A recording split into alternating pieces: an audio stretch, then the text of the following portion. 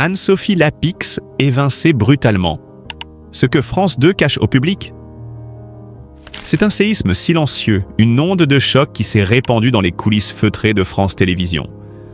Un simple communiqué, glacial et laconique, annonçait que Anne-Sophie Lapix ne présenterait plus le journal de 20 heures de France de contre le sien en mois. Pas d'adieu, pas d'émotion en plateau, pas un mot de trop. Tout s'est joué dans un murmure, comme si l'on voulait que personne ne remarque le départ d'une des figures les plus emblématiques du paysage audiovisuel français. Mais le public n'est pas dupe. Et derrière ce silence orchestré, une vérité bien plus dérangeante se dessine. Car cette éviction n'a rien d'anodin. Depuis plusieurs mois déjà, des tensions palpables s'étaient installées entre Anne-Sophie Lapix et la direction de France Télévisions. Trop indépendante, trop brillante, trop exigeante, elle dérangeait. Certains au sommet de la hiérarchie ne supportaient moins plus son franc-parler, son regard perçant, sa manière implacable de poser les questions qui fâchent. Là où d'autres se contentaient de dérouler un fil bien tissé par les communicants, elle osait déchirer le voile, sans trembler. C'est ce courage, cette intégrité journalistique inaltérable qui a fini par lui coûter sa place. Mais ce que France 2 tente désespérément de cacher, c'est la mécanique froide et cynique qui s'est mise en marche en coulisses. Depuis des mois, Anne-Sophie Lapix aurait été la cible de critiques internes, de pressions subtiles, de décisions éditoriales imposées sans consultation. On lui aurait retiré peu à peu ses marges de manœuvre, coupé l'oxygène. Jusqu'à ce que la décision tombe. Elle devait partir. Et vite. Pourquoi une telle brutalité? Pourquoi se priver de celle qui, chaque soir, attirait des millions de téléspectateurs? La réponse est troublante. France 2 se rêve en machine lisse, sans aspérité, sans journaliste trop indépendant. Dans ce grand jeu d'équilibre politique et économique, Anne-Sophie Lapix faisait figure d'électron libre. Et dans un système trop souvent obsédé par le contrôle, les esprits libres finissent toujours par déranger. Pourtant, Anne-Sophie Lapix n'a jamais cherché à choquer. Ce qu'elle voulait, c'était informer. Avec rigueur, avec courage, avec honnêteté. Elle portait l'héritage du grand journalisme à la française, celui de Patrick Poivre d'Arvor, de Christine Ockrent, de David Pujadas. Chaque soir, derrière son pupitre, elle incarnait la confiance, l'élégance, l'exigence. Alors pourquoi ce traitement humiliant? Pourquoi ce silence assourdissant de la chaîne? Pas même une minute pour saluer ces années de loyauté, de travail acharné, de sacrifice. Pas même un regard en arrière. À croire qu'elle n'avait jamais existé.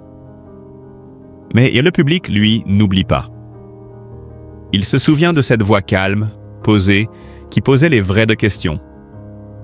Il se souvient de ce regard franc, jamais complaisant.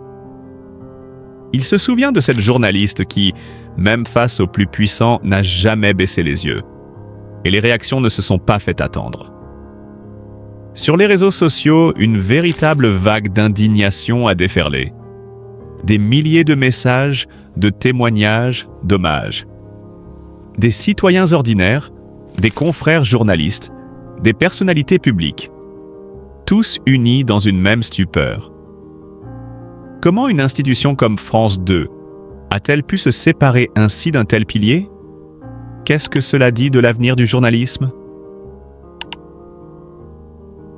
Car au-delà du cas Anne-Sophie Lapix, c'est une certaine idée de la presse qui vacille, celle où l'on privilégie la vérité au confort, le courage à la facilité. Son départ marque une cassure, une fracture dans la relation de confiance entre la télévision publique et ses téléspectateurs. Mais Anne-Sophie Lapix ne s'est pas laissée abattre. Avec cette élégance naturelle qui la caractérise, elle a choisi le silence, le vrai, celui de la dignité. Pas de règlement de compte, pas de confidence de coulisses. Elle sait que le temps finira par révéler ce que certains cherchent à étouffer. Et surtout, elle sait que son combat pour un journalisme libre et exigeant ne s'arrête pas à un plateau. car ce que France 2 a tenté de faire disparaître en une décision de bureau, le public le ressuscite chaque jour par sa mémoire, son admiration, son respect. Anne-Sophie Lapix est bien plus qu'une présentatrice. Elle est une voix, un repère, une référence. Et son absence à l'antenne est un vide que personne ne pourra combler. Ni une nouvelle recrue, ni une stratégie de communication, ni même les chiffres d'audience. Derrière son départ brutal, c'est l'ombre d'une censure déguisée qui plane. Une tentative de taire ce qui dérange, de lisser ce qui déborde. Mais la vérité finit toujours par refaire surface. Et cette vérité, c'est que France 2 a perdu bien plus qu'une journaliste. Elle a perdu son âme. Anne-Sophie Lapix, elle, continue son chemin. Droite, fière, loyale à ses convictions. Et chaque soir, dans le silence de milliers de foyers, c'est son absence qu'on ressent, plus forte encore que sa présence. Car les grandes voix ne s'éteignent jamais vraiment. Elles deviennent des échos, des exemples, des souvenirs vivants. Et quoi qu'en dise France 2, le nom d'Anne-Sophie Lapix reste, à jamais, gravé dans l'histoire du journalisme français. C'était un soir comme tant d'autres dans les coulisses feutrées de France Télévisions. Les projecteurs s'étaient à peine éteints que déjà une rumeur se propageait à la vitesse de l'éclair dans les couloirs du pouvoir audiovisuel.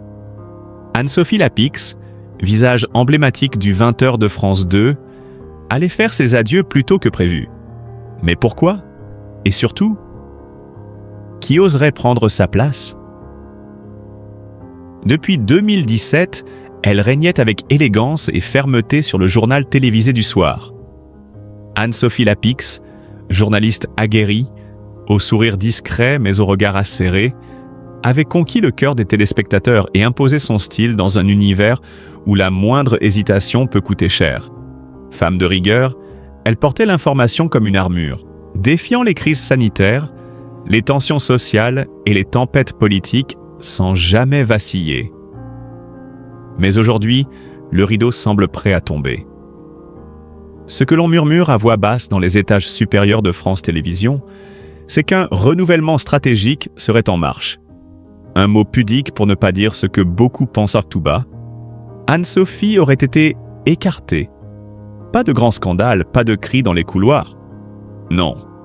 Juste un coup de fil, un rendez-vous feutré, et cette fameuse phrase que redoutent tant de figures du PAF. Nous allons dans une autre direction éditoriale.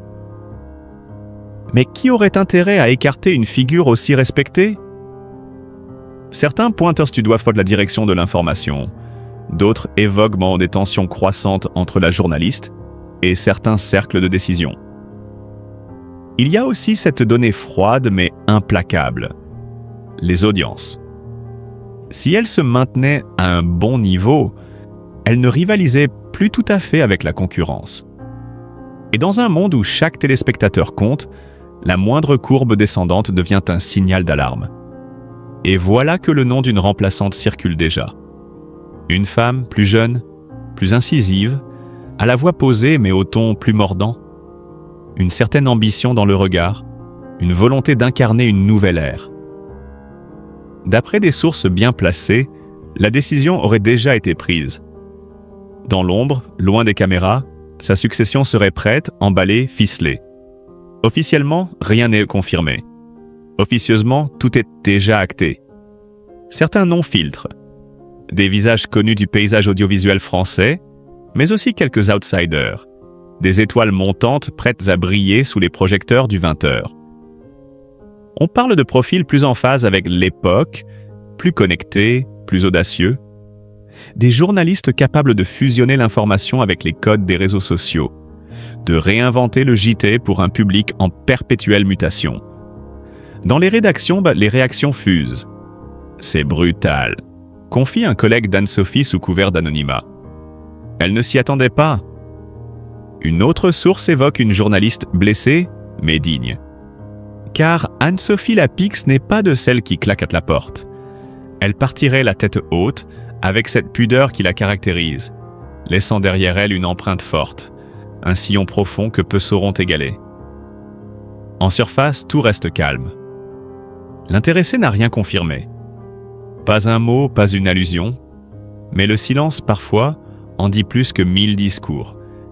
Et dans ce silence-là, il y a l'écho d'un changement qui s'annonce, inexorable. Un passage de témoin, une ère qui se termine. Pour les téléspectateurs fidèles, c'est un choc, une perte, une déchirure même.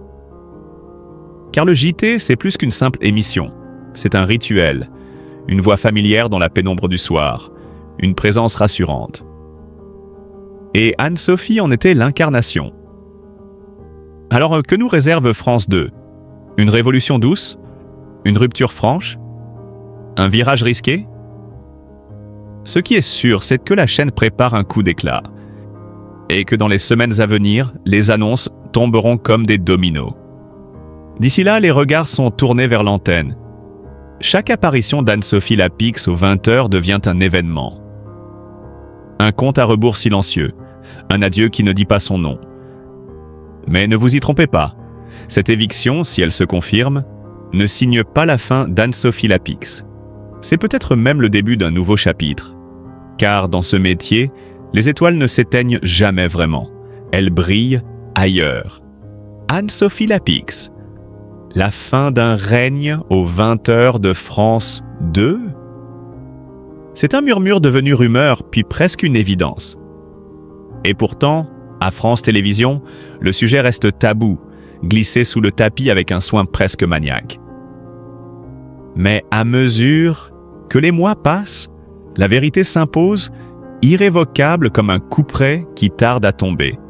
Anne-Sophie Lapix, visage du 20h de France 2 depuis 8 ans, est en sursis.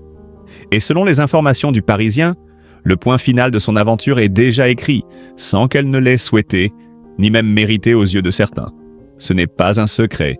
Les audiences du journal qu'elle incarne s'érodent lentement, mais sûrement depuis 1 an et demi. Une glissade silencieuse, presque insidieuse, qui s'est transformée en gouffre. Chaque soir, près de 2 millions de téléspectateurs préfèrent Gilles Boulot sur TF1. Le duel du 20h, jadis serré, est aujourd'hui un combat inégal. Et dans le monde impitoyable de la télévision, les chiffres ne mentent jamais.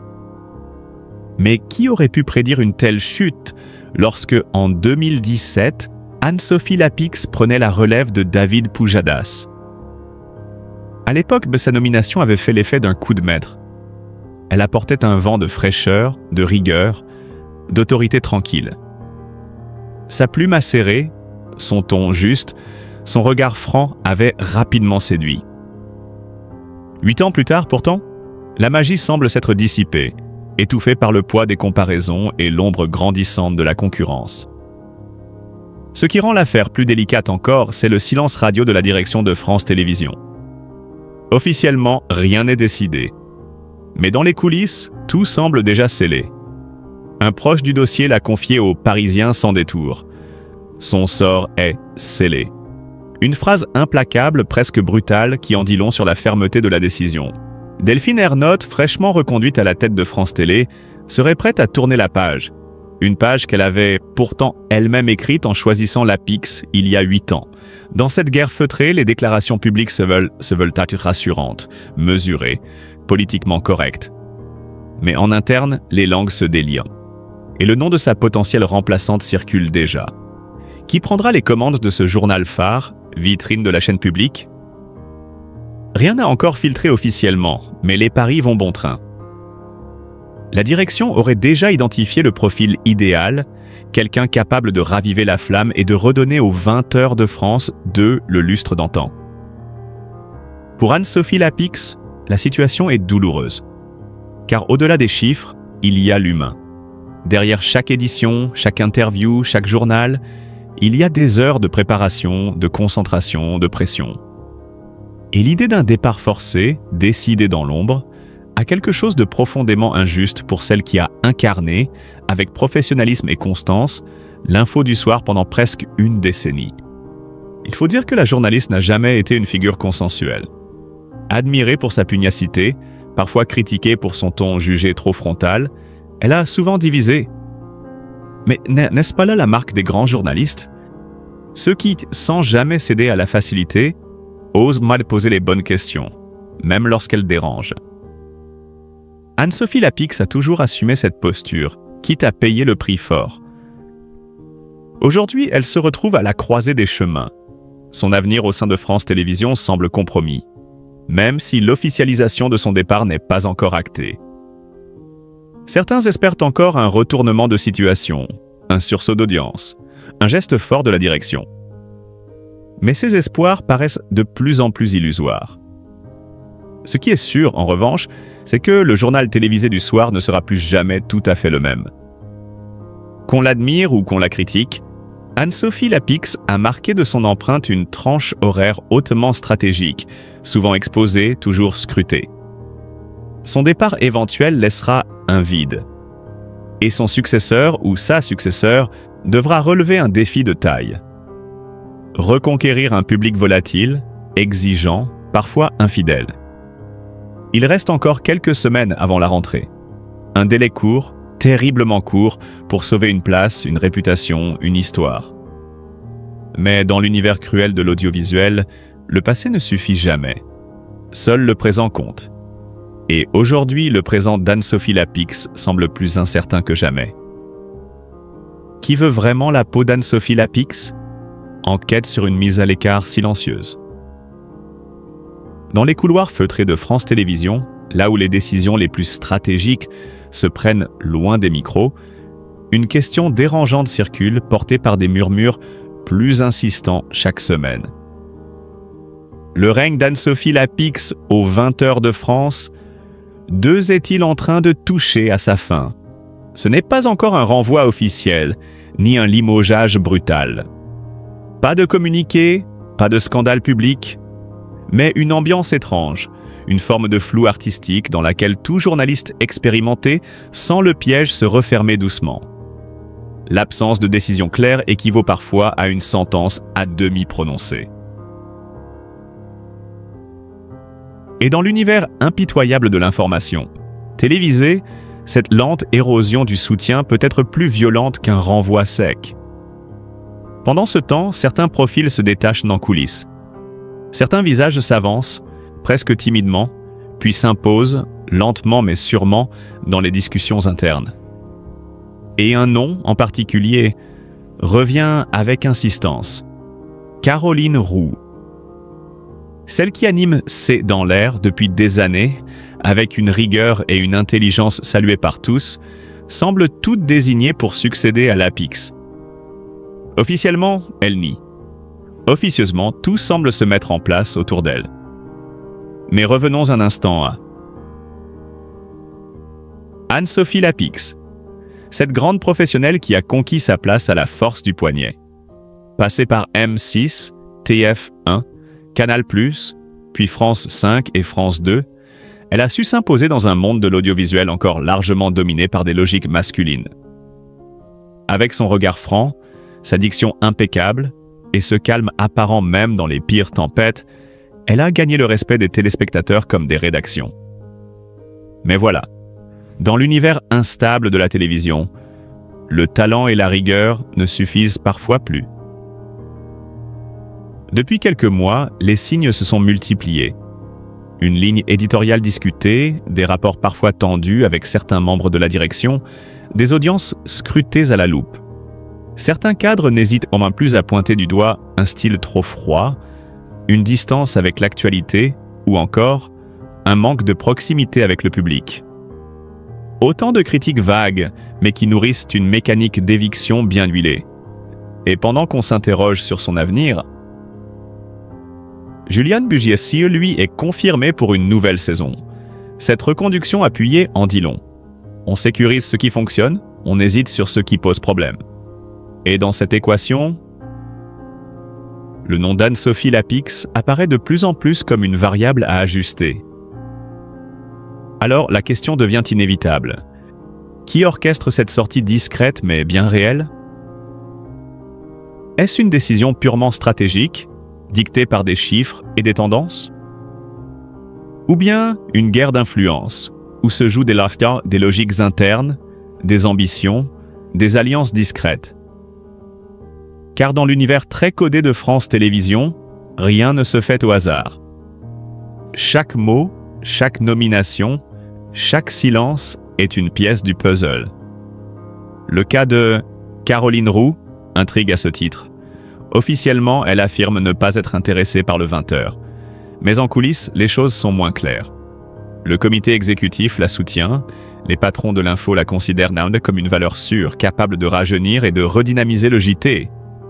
Et puis surtout, elle coche toutes les cases. Solide, crédible, aimée du public et capable d'incarner une nouvelle phase. Une carte idéale à abattre au moment opportun. Cette mécanique n'a rien de nouveau. La télévision, surtout publique, aime les visages rassurants, mais elle les remplace aussi sans état d'âme quand la conjoncture l'impose. Ce qui frappe ici, c'est la méthode. Pas de conflit ouvert, mais une glissade contrôlée, presque invisible. Anne-Sophie Lapix n'est pas congédiée, du moins pas encore, mais on semble préparer l'opinion à son retrait. Une sorte de démission psychologique où le silence des directions pèse plus lourd que 1000 déclarations. Et pendant ce temps, la principale intéressée tient bon. Fidèle à elle-même, elle poursuit son journal avec la même rigueur, la même exigence. Pas un mot plus haut que l'autre. Mais les plus attentifs auront remarqué un léger changement. Un ton un peu plus grave, un regard plus distant. Comme si elle-même pressentait que, l'histoire était en train de basculer. À la question « Qui veut la peau d'Anne-Sophie Lapix ?», il n'y a pas une réponse unique. Il y a un système, des enjeux, des ambitions personnelles, des choix éditoriaux et surtout une volonté latente de changement. Un changement qui ne dit pas son nom, mais qui se lit entre les lignes. Le journalisme pourtant mérite mieux. Il mérite que les visages qu'il incarne soient des top protégés, soutenus ou au moins traités avec loyauté. Anne-Sophie Lapix a donné au service public une part d'elle-même. Et aujourd'hui, le service public semble prêt à tourner la page, sans tambour ni trompette. Reste à savoir qui osera écrire cette nouvelle page et à quel prix. Il est 19h58. Le générique s'élève, les caméras se figent, les projecteurs crépitent et un visage apparaît à l'écran. Celui qui, pour quelques précieuses minutes, devient la voix de la France. Mais ce visage, lequel sera-t-il demain? Le monde du journal télévisé est un théâtre sans rideau. Tout y est visible, sauf l'essentiel. Les décisions, les ambitions, les jeux de coulisses. Depuis quelque temps, la tension monte au sein de France Télévisions. Un parfum de changement flotte dans l'air. Une rumeur, d'abord discrète, s'est muée en véritable énigme journalistique. Qui prendra le fauteuil du 20h? Et le poste est mythique. Il ne s'agit pas seulement de lire des nouvelles. Il s'agit d'incarner une institution, de parler à des millions de Français, de porter l'émotion d'un pays, ses drames, ses espoirs, ses sursauts.